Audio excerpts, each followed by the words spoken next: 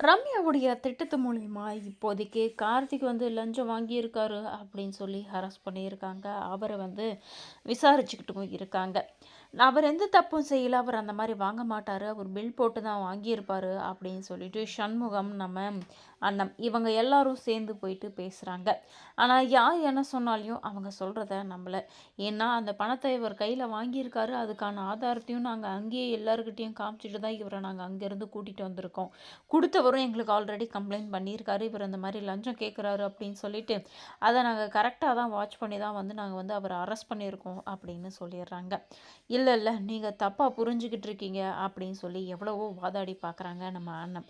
ஆனா அவங்க வந்து எடுத்த முடிவுல தெளிவா இருக்காங்க. இனி எந்த மாற்றமும் பண்ண முடியாதுன்னு சொல்லிட்டு. நம்ம கார்த்திக் சொல்றான், "இல்ல நான் பில் போட்டுட்டு தான் பணத்த வாங்குனேன். அந்த பில்லு வேணும்னா என்னுடைய டேபிள்ல இருக்கு. ஆனா நான் போய் எப்படி இப்ப வந்து அத எடுக்க முடியும்?" அப்படின்னு சொல்லவும், "நீங்க இருங்க சின்னத்தா, நான் இருக்கல்ல. நான் போய் அந்த பில்ல எடுத்துட்டு வரேன். உங்க டேபிள்ல தானே இருக்கும்." அப்படின்னு சொல்லிட்டு நம்ம அண்ணன் வந்து கிளம்புறாங்க. கார்த்திக் வந்து அந்த பில்ல எடுத்துட்டு வர்றதுக்காக. ஆனா ஆல்ரெடி இந்த பிரச்சனை நடந்துகிட்டு இருக்கும்போதே அந்த பில் நோட்டை எடுத்து ஒளிச்சு வச்சுட்டாங்க ரம்யா. பக்கத்துல இருக்கக்கூடிய டேபிள்ல. ஏன்னா, அந்த நேரத்துல கிழிச்சோன்னா அது தெரிஞ்சிரும் அப்படின்றது நம்ம ரம்யாவுக்கு நல்லாவே தெரிஞ்ச ஒரு விஷயம்.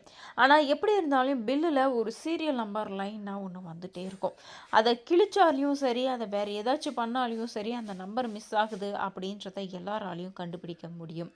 நம்ம அண்ணன் வந்து இப்ப அத தேடி போற அந்த சமயத்துல இந்த பில் இருந்தா தானே அவன் வந்து வெளிய வருவான்.